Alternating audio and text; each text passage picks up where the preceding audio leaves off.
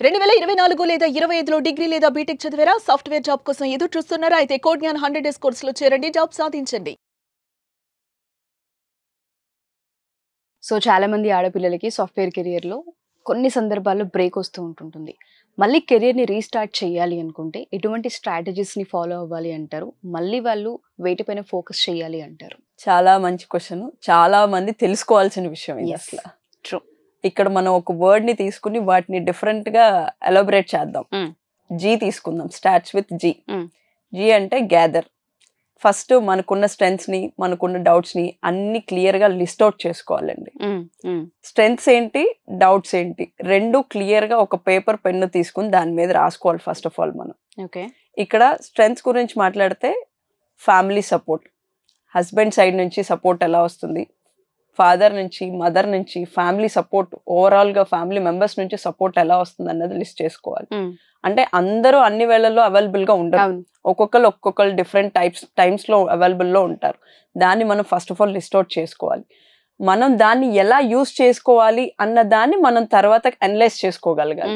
First మనం ఏమేం possibilities ఉన్నాయన్నది list చేసుకుంటే దాన్ని మనం ఎలా యూటిలైజ్ చేసుకోవాలి, మన టైంకి తగ్గట్టుగా వాళ్ళని మనకి ఎలా మౌల్డ్ చేసుకోవాలి అన్న దాని మీద మనం వర్కౌట్ చేస్తే ఇక్కడ మనకి ఏ రకంగా సపోర్ట్ వస్తుంది మన ఫ్యామిలీ నుంచి అన్నది మనకు క్లారిటీ వస్తుందండి. ఓకే. ఇక్కడ మెయిన్ అసలు మనకు సపోర్ట్ వస్తుందా అన్న డౌట్ లో చాలా మంది ఉన్నారు.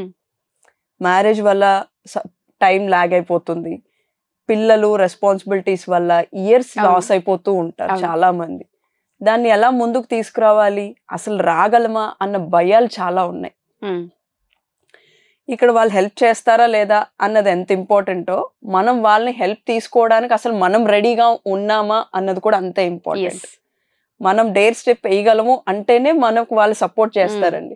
అసలు మనలోనే అది లేనప్పుడు వాళ్ళు చేస్తారా అన్న ఆలోచన ఎందుకు వస్తుంది? రాదు. ఫస్ట్ మనం రెడీగా ఉన్నాం, we are ready to face anything అని మనం ముందుకు వస్తే ప్రతి ఒక్కరు మనకు ఖచ్చితంగా సపోర్ట్ చేస్తారు. మన ఫ్యామిలీ మెంబర్స్ ఉన్నదే మనకు సపోర్ట్ చేయడానికి. వాళ్ళని మనకి సపోర్ట్ చేసేలా మనమే మౌల్డ్ చేసుకోవాలి. అందులో ఎటువంటి డౌట్ అవసరం లేదు, ఖచ్చితంగా వస్తుంది మీకు.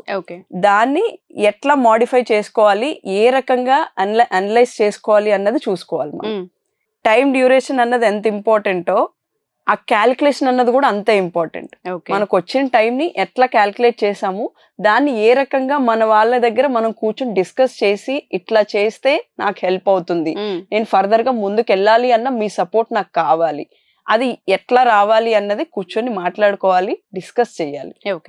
ఇక్కడ వాళ్ళు మాట్లాడుకుంటే సరిపోదండి, చాలా మంది ఇక్కడే ఆగిపోతారు. కూర్చొని డిస్కస్ చేస్తారు, ఇట్లా చేస్తే బాగుంటుంది, ఇలా ముందుకెళ్తే బాగుంటుంది అని చాలా రకరకాలుగా జరుగుతూ ఉంటుంది. కానీ దాన్ని దాటి బయటికి రాగలవా అసలు మేము? ఇప్పుడు మేము ముందుకు వెళ్తే చుట్టుపక్కల వాళ్ళ మాటలు ఎన్ని వస్తాయి, అసలు మనం బయటికి వెళ్తే ఫస్ట్ ఆఫ్ ఆల్ మనకు వచ్చే క్వశ్చన్స్ ఎట్లా ఉంటాయి, వాటిని తట్టుకుని మనం ముందుకు వెళ్ళగలమా అన్న భయాలు చాలా ఉన్నాయి. ఆ భయాన్ని తెగించి బయటికి వస్తే ఖచ్చితంగా మంచి రిజల్ట్ అన్నది చూస్తారండి ఇక్కడ. అదే గ్రోత్ కి ఫస్ట్ స్టెప్. మన కోడ్ జ్ఞాన్లో ఎవరైనా సరే మీరు అన్నట్టుగానే ఒక 5 years జాబ్ చేసి మ్యారేజ్ కోసమో ప్రెగ్నెన్సీ వల్లనో ఆగిపోయిన వాళ్ళు మళ్ళీ రీస్టార్ట్ చేసే ప్రాసెస్లో స్కిల్ని అప్డేట్ చేసుకోవాలనుకున్న, అప్ స్కిల్ అవ్వాలి అనుకున్న మన దగ్గర ఏ విధంగా ఉంటుంది అంటారు? ఇక్కడ మనం 2019 నుంచి 2023 వరకు ఉన్న వాళ్ళని కెరియర్ గ్యాప్ అని పిలుస్తామండి. మనం వీళ్ళని డీల్ చేస్తున్నాం. ఈ ఇయర్ బేస్ చేసుకుని ఎవరైతే ఉంటారో వాళ్ళందరూ ఖచ్చితంగా మా దగ్గరికి రావచ్చు. ఏ టైంలో అయినా స్క్రీన్ మీద కనిపిస్తున్న నెంబర్స్కి మీరు కాల్ చేయొచ్చు. మా కౌన్సిలర్ ఎనీ టైం అప్డేటెడ్లో ఉంటారు. మీకు కావాల్సిన ప్రతి ఇన్ఫర్మేషన్ ప్రొవైడ్ చేస్తారు. మీకు కుదిరినప్పుడు ఫ్రీ టైం ఉన్నప్పుడు క్యాంపస్ విజిట్ చేయండి, కౌన్సిలర్స్తో మాట్లాడండి. ఎగ్జిస్టింగ్ స్టూడెంట్స్ ఉన్నారు మా దగ్గర, ఆల్రెడీ రన్ అవుతున్న బ్యాచెస్ ఉన్నాయి, స్టూడెంట్స్ ఉన్నారు, వాళ్ళ ఎక్స్పీరియన్స్ తీసుకోండి. ఆల్రెడీ వర్క్ చేసి అక్కడ అవ్వలేక మళ్ళీ వెనక్కి వచ్చేసి కెరియర్ గ్యాప్ వచ్చిన వాళ్ళు కూడా ఉన్నారు ఆ బ్యాచెస్లో. వాళ్ళతో మాట్లాడండి, వాళ్ళ ఎక్స్పీరియన్స్ తీసుకోండి, మీకు అనిపించింది ఏంటో అన్నది అనాలిసిస్ చేసుకోండి. అప్పుడు మీ కెరియర్ ఎలా స్టార్ట్ చేయాలి అన్నది మీకు క్లియర్గా అర్థమవుతుందండి.